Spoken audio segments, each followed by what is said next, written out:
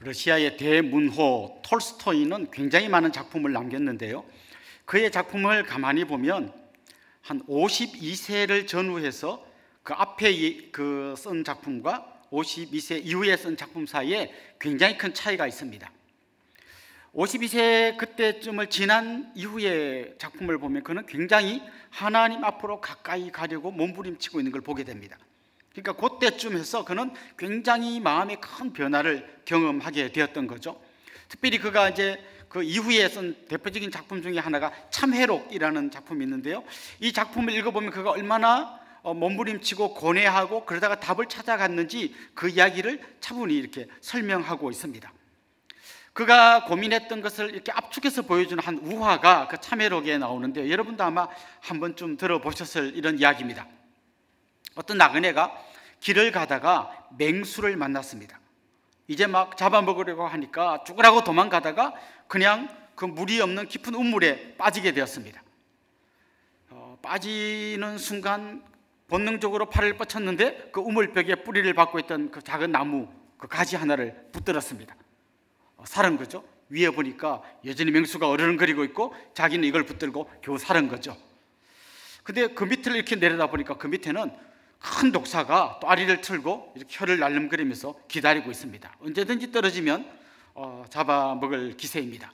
위에는 맹수가 있고 밑에는 독사가 있습니다. 이제 겨우 살았다. 어쨌거나 지금 살았잖아요.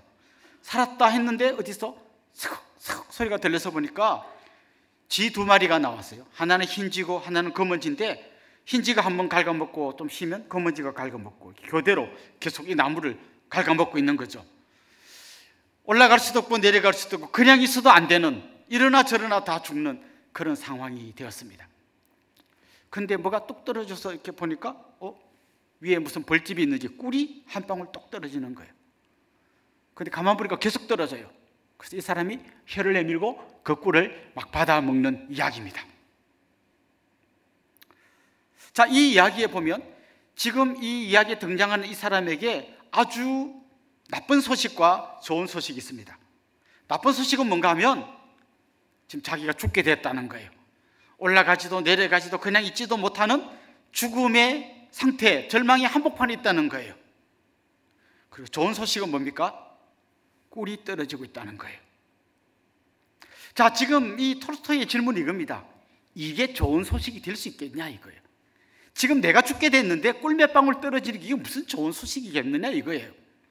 사실 그는 유명한 작가이고 수많은 사람의 박수를 받고 사람들이 존경에 맞지 않는 그런 위치에 올랐지만 그가 깨달은 거죠. 자기의 현재의 형편은 이런 절망의 상태에 있는 건데 지금 사람들이 박수 쳐주고 최고다 하는 거기에 취해서 살아오던 자신을 발견하게 된 거죠. 그래서 그는 이 죽음의 깊은 절망에서 고뇌하다가 이렇게 살아가느니 차라리 자살하는 게 낫겠다. 그렇게 막 몸부림치다가 결국은 하나님께로 그의 발걸음을 옮겨간 이야기가 참회록의 이야기입니다. 여러분 어떻습니까? 사실 이게 우리들의 삶 아닙니까? 지금 이 땅을 살아가는 수많은 사람들이 자기가 얼마나 절망적인 상황에 있는지를 잊어버리고 똑똑 떨어지는 그 꿀 몇 방울에 그게 뭔가 대단하게 좋은 소식인 줄 알고 그것 때문에 환호하고 꿀이 좀 덜 떨어지면 절망하고 그렇게 살아가지 않습니까? 더 큰 문제가 그의 앞에 도사리고 있는데요. 새해가 되면서 우리 남편이 진급해가지고 월급이 30만 원이나 올랐어요. 우리 아들이 이번에 대학에 합격했는데 그것도 명문대학에 합격했어요. 제가 그냥 여윳돈으로 조금 뭘 사놨는데 그게 따따따따블로 올랐어요. 우리는 그런 소식에 환호하고 그 꿀을 먹느라고 진짜 내가 얼마나 절망적인 상황이 있는지를 모르고 살아가고 있지 않느냐. 이게 그가 이 책에서 이야기하려고 하는 이야기인 것입니다. 좋은 소식, 이걸 우리는 두 자로 줄여서 복음이라고 이야기합니다. 올해 우리 교회 표가 복음과 함께 위드 가스펠인데요, 진짜 복음이 뭔가를 알려면 두 가지를 알아야 돼요. 첫째는 내가 얼마나 절망적인 상태에 있는지를 알아야 됩니다. 그리고 또 한 가지는 이런 절망적인 상태에 있는 나에게 진짜 복음은 꿀 몇 방울이 아니라 그 맹수를 쫓아내고 나를 그 구덩이에서 건져주는 것인 것처럼 나를 이 죄와 죽음의 절망의 구덩이에서 건져주시는 그 예수 그리스도의 그 은혜, 그걸 깨달아야 하는 것이죠. 하나는 나의 절망적인 상태, 하나는 그런 나를 건져주신 하나님의 은혜, 이 두 가지를 같이 내가 깨닫고 만나고 경험할 때 우리는 복음이 뭔지를 알게 되고 그 복음의 감격에 들어갈 수 있는 것이죠. 하나님께서 천지를 창조하실 때 인간을 흙으로 만드셨습니다. 흙입니다. 먼지입니다. 이 흙과 먼지에 불과한 인간이 하나님의 손에 붙들려 설 때 가장 존귀하고 특별한 하나님의 형상을 닮은 그런 피조물이 된 거예요.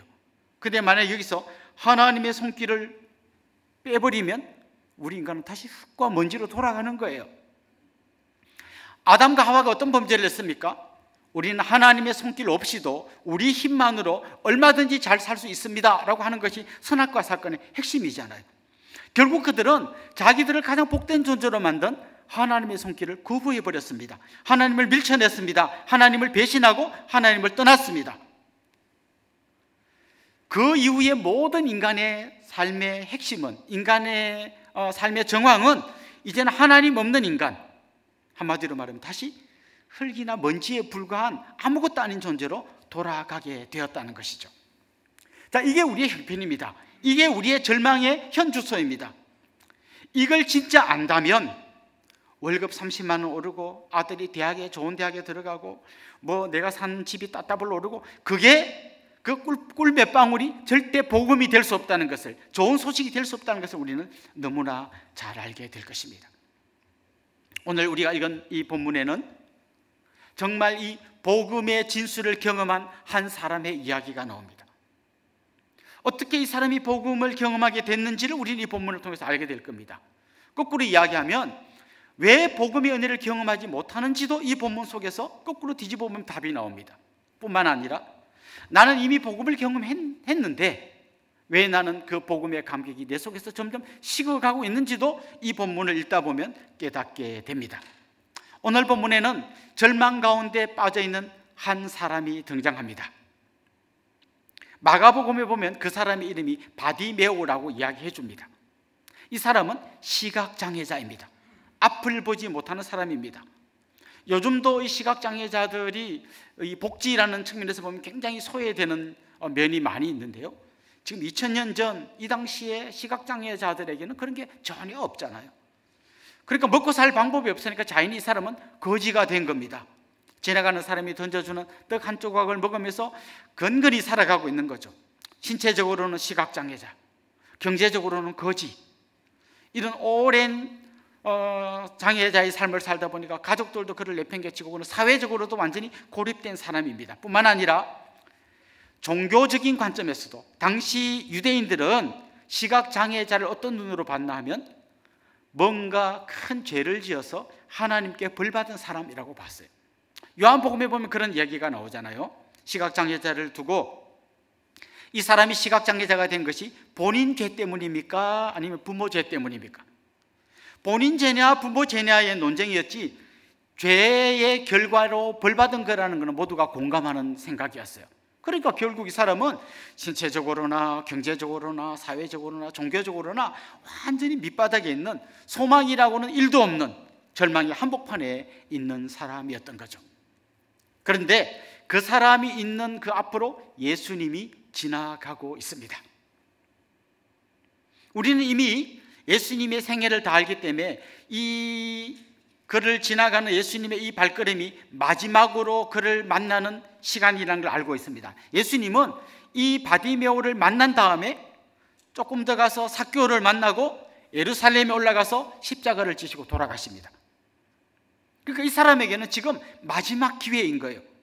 오늘 못 만나면 내일 만나면 되고 올해 못 만나면 내년 만나면 되고 그런 게 아니고 이제 그는 마지막으로 지나가는 예수님을 만나고 있는 겁니다. 거꾸로 예수님의 관점에서 이야기한다면 예수님은 지금 자기가 십자가에 달려 죽기 불과 며칠 전에 마지막으로 이 사람을 만나고 있는 거예요. 혹시 여러분의 삶이 한 일주일밖에 안 남았다면 여러분 누구 만나고 싶습니까? 혹시 거지나 뭐 장애자나 이런 사람 만나고 싶은 사람 없을 거예요. 진짜 내가 만나기 원하기만 한다면, 만나줄 수만 있다면 나는 그 유명한 연예인 그 사람 만나고 싶어요. 유명한 스포츠맨 그 사람 만나고 싶어요. 사인이라도 한번 받고 같이 사진이라도 한번 찍고 죽고 싶어요. 아마 그럴 거예요. 그런데 주님은 그 마지막 순간에 이 시각장애자, 거지, 소외되고 버림받은 이 사람을 만나주고 계십니다. 세상에서는 많이 가지고 높은 지위에 있고 힘 있는 사람 만나기를 원하는 사람 많지만 힘없고 가난하고 소외된 사람은 다 싫어합니다. 저는 여러분이 어떤 삶인지 모르겠어요. 그러나 한 가지 분명한 것은 주님께서 전혀 그런 것들을 가리지 않고 어쩌면 남들보다 더 가진 게 없고 더 소외되고 힘없는 우리들 한 사람 한 사람을 만나기를 원하신다는 거예요. 이번 주에 못 만나면 다음 주에 만나지 아니라 저는 오늘 이 예배 중에 같이 기도하는 중에 말씀을 듣는 중에 나를 찾아오신 그 주님을 인격적으로 만나기를 소망합니다 라고 하는 간절함이 여러분 안에 있기를 주님의 이름으로 축원합니다.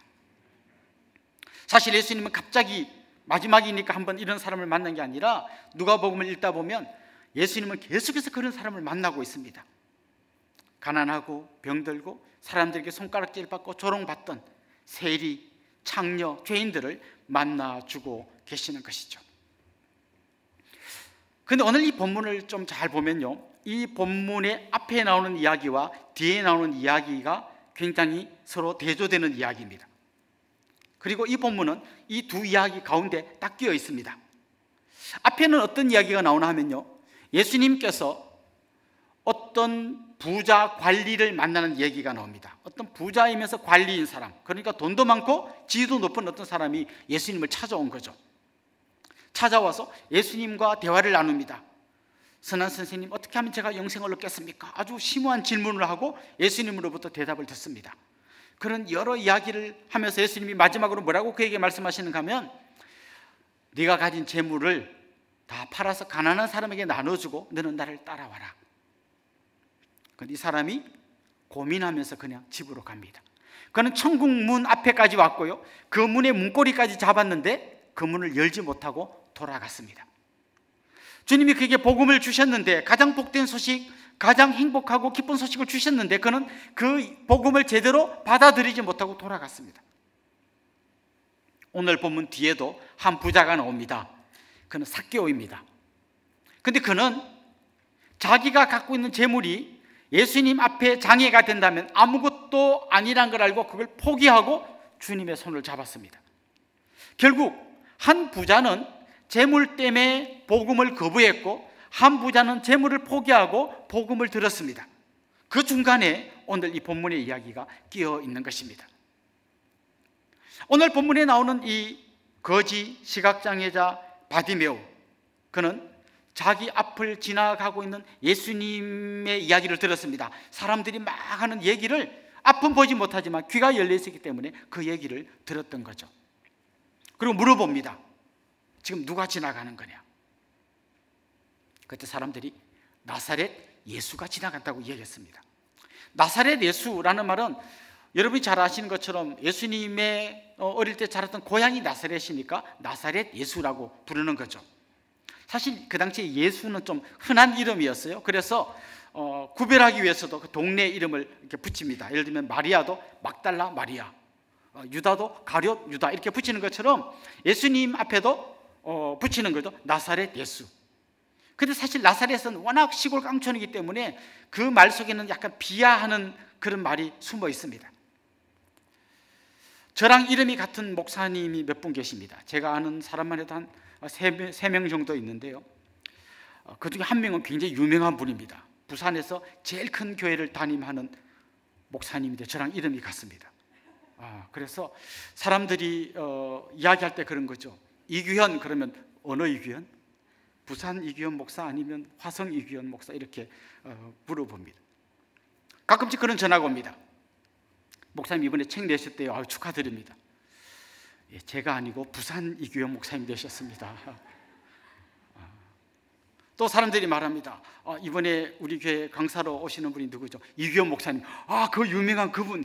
그분 말고 화성 이규현. 난 또 누구라고 이렇게 됩니다. 아마 예수님 앞에 나사렛이라는 이름이 붙는 순간 사람들이 그냥 약간 이렇게 비하하는 느낌이 있는 거죠.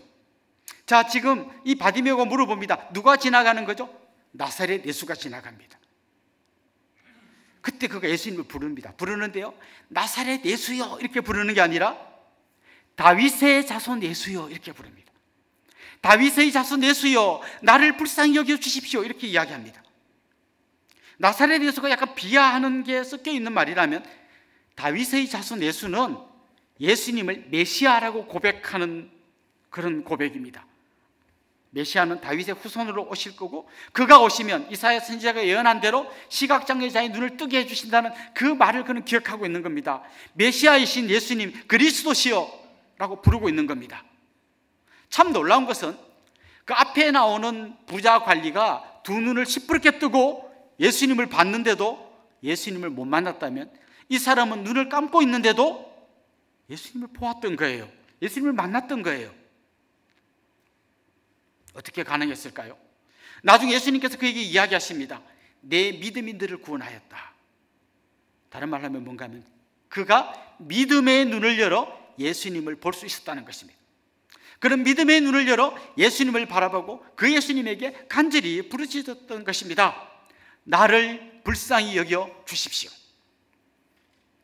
누가복음 18장에 보면 그 초반부에 한 과부의 이야기가 나옵니다. 과부가 재판장에게 자기 억울한 걸 좀 풀어달라고 이야기하는 내용이 나옵니다.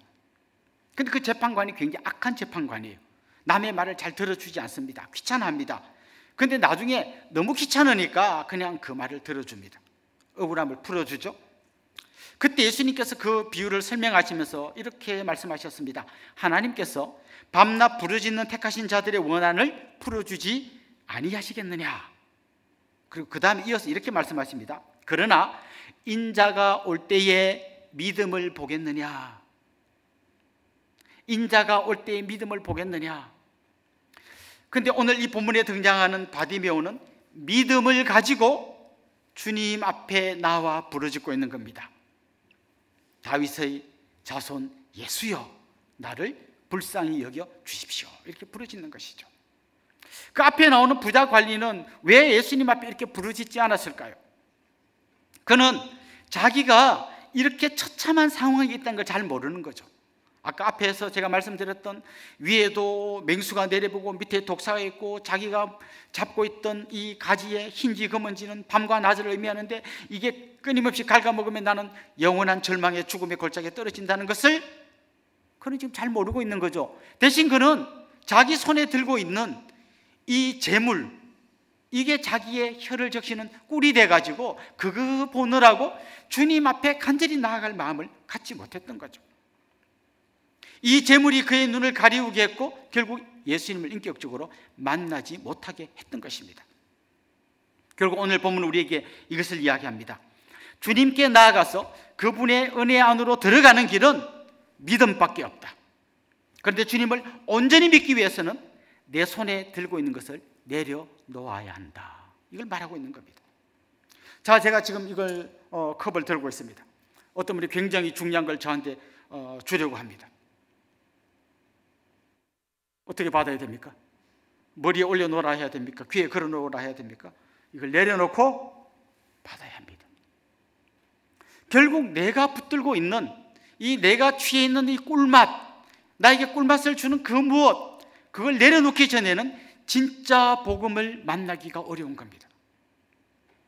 그런데 이 거지 시각장애자 바디메오는 사람들이 야 조용히 해 시끄러워 하는데도 불구하고 계속 부르짖습니다. 그리고 마침내 그 주님의 놀라운 은혜를 입고 눈이 열리게 되고 하나님께 영광을 돌리게 되고 수많은 사람들 앞에서 하나님의 살아계심을 증거하는 주인공이 되었던 것입니다. 사실 이 누가복음 18장에는 그런 이야기로 가득 차 있습니다.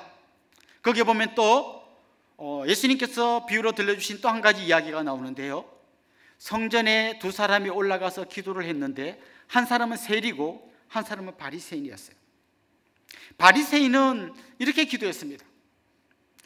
하나님, 저는 다른 사람들하고 좀 다릅니다.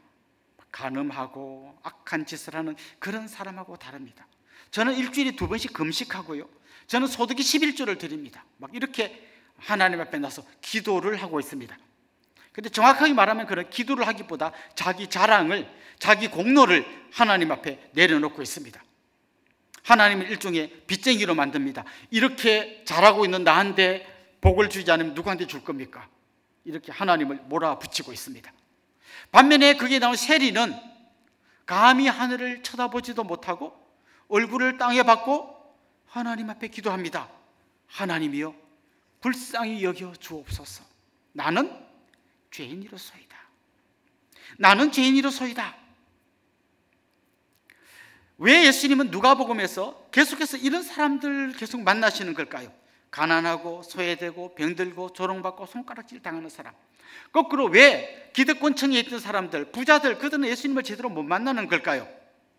그들 안에는 자기가 얼마나 비참한 존재라고 하는 인식이 없는 겁니다. 그가 들고 있던 재산 때문에, 그가 누리고 있던 어떤 지위 때문에 그는 자기가 꽤 괜찮은 사람이라고 생각하는 것입니다. 뭔가 자기 손에 가득 들고 있는 것입니다. 그래서 복음을 제대로 받아들이지 못하는 것입니다. 여러분 생각해 보십시오. 여러분 안에 정말 이 복음의 뜨거운 감격이 불타오르고 있습니까? 혹시 이게 조금씩 식어가고 있다면 나는 복음 대신 다른 무언가를 붙들고 살고 있는 겁니다. 다른 꿀맛에 지금 취해 있는 겁니다. 정말 여러분이 자랑할 것이 있다면 그걸 전부 다 십자가 앞에 내려놓아야 합니다. 혹시 여러분 대단한 학벌이나 대단한 재산이나 대단한 사람들에게 박수 받을 그런 것들이 있습니까? 그걸 십자가 앞에 내려놓지 않고는 진짜 주님 제대로 만나기가 어렵습니다. 아주 뛰어난 미모나 이런 외모, 아주 멋진 큰 키, 이런 분들이요 예수님 깊이 잘 못 만납니다. 저는 하나님이 저에게 적당한 키와 적당한 얼굴을 주신 것을 감사드립니다. 제 키가 10cm만 더 크고 코가 0.5mm만 더 높았어도 아마 주님 만나기가 더 어려웠을 거예요. 혹시 지금 이 자리에 그럼에도 불구하고 나는 주님 만난 분이 있다면 정말 특별히 주님께 감사기도 드려야 될 거예요. 네. 한 몇 분 계시는 것 같아요. 아멘 소리를 들어보니까. 사실 아무것도 아니잖아요. 그 톨스토이가 오늘 그 깨달은 거예요. 내가 막 세계적인 작가가 되고 박수를 받아보고 막 어쓱했지만 그게 알고 보니까 그 꿀맛 정도밖에 안 된다는 거예요. 그런데 내 존재가 이렇게 비참함 가운데 있는데 이 꿀맛에 취했을 것이 아니라 그냥 이 거지 바디메오처럼 저를 불쌍히 여겨 주십시오라고 주님 앞에 부르짖어야 되는 존재라는 것이죠. 우리의 신앙이 점점 자라난다는 건 뭔가 하면 내가 얼마나 죄인인지를 점점 깊이 깨달아간다는 이야기이고요, 이런 나를 찾아오신 주님의 은혜가 얼마나 큰지를 점점 깨달아간다는 얘기예요. 그래서 시간이 지나면 지날수록 이게 더 커지는 겁니다. 여러분 정확하게 아셔야 되는데요, 저나 여러분이나 우리가 알고 있는 것보다 훨씬 더 죄인입니다. 저나 여러분이나 똑같이 우리가 알고 있는 것보다 주님은 훨씬 더 큰 은혜를 우리에게 주신 분이십니다. 이걸 우리가 점점 깨달아가는 거예요. 점점 알아가는 거예요. 그때 우리는 비로소 주님이 주신 그 풍성한 은혜, 그 크고도 놀라운 은혜를 경험하는 거예요. 우리가 그 은혜의 감격이 점점 식어가고 있다면 우리의 바닥이 너무 높은 거예요. 나는 꽤 괜찮은 사람, 주님께서 특별히 은혜 주시지 않아도 그래도 살아갈 만한 사람이라고 착각하는 거예요. 내가 가진 재물이면 얼마든지 내 남은 생애를 잘 살 거라고 착각하고 주님 앞에서 돌아갔던 그 사람처럼 말이에요. 사랑하는 성도 여러분, 다시 한번 우리의 신앙을 돌아보면 좋겠습니다. 내 가슴이 식어져 있다면 내가 지금 너무 높아져 있는 것입니다. 내 가슴이 식어져 있다면 주님의 은혜가 들어갈 그 자리에 내 공로가 가득 차 있는 겁니다. 그게 결국 이 간격을 점점 좁혔고 우리의 가슴을 쉽게 만들었다는 것입니다. 새해를 시작하면서 다시 한번 이 간격이 더 커지기를 원하고 그 은혜의 감격 때문에 여러분의 가슴이 더욱더 뜨거워지기를 주님의 이름으로 축원합니다. 결국 이렇게 주님을 깊이 만나고 주님의 깊은 은혜에 잠긴 사람이 하는 행동, 그게 뭔가 하면 기도입니다. 기도는 나에게 소망이 없음을 깨닫고 하나님이 모든 것을 가진 분이란 것을 깨달을 때 그 하나님 앞에 나아가서 하나님 나를 불쌍히 여겨 주십시오, 그렇게 나아가는 게 기도입니다. 좀 전에 말씀드렸던 바리새인은 하나님 앞에 나아가긴 했지만, 기도 시간을 정해놓고 기도의 자리에 가긴 했지만 그는 자기 자랑을 늘어놓은 것이지 기도를 한 게 아니었습니다. 참된 기도는 나의 비참함을 알고 하나님 나를 불쌍히 여겨 주십시오. 그렇게 엎드리는 것이 진짜 기도인 것입니다. 사랑하는 성도 여러분, 지금 여러분의 삶을 한번 돌아보면 좋겠습니다. 여러분은 지금 혹시 그 똑똑 떨어지는 그 꿀맛에 취해서 내가 얼마나 비참한 존재인지를 잊어버리고 살고 있지는 않습니까? 하나님의 손이 떠나는 순간 우리는 흙이나 먼지에 불과한 너무나 초라한 존재, 죄와 죽음으로 인해서 영원히 멸망받아야 할 그런 존재에 불과하다는 것을 다시 한번 기억하시면 좋겠습니다. 그리고 이런 우리를 위하여 자기 생명을 내주시고 십자가를 지셨던 예수 그리스도의 그 은혜가 그야말로 엄청난 폭우처럼 여러분을 적실 수 있기를, 그래서 여러분의 은혜의 간격이 점점 커질 수 있기를 주님의 이름으로 축원합니다.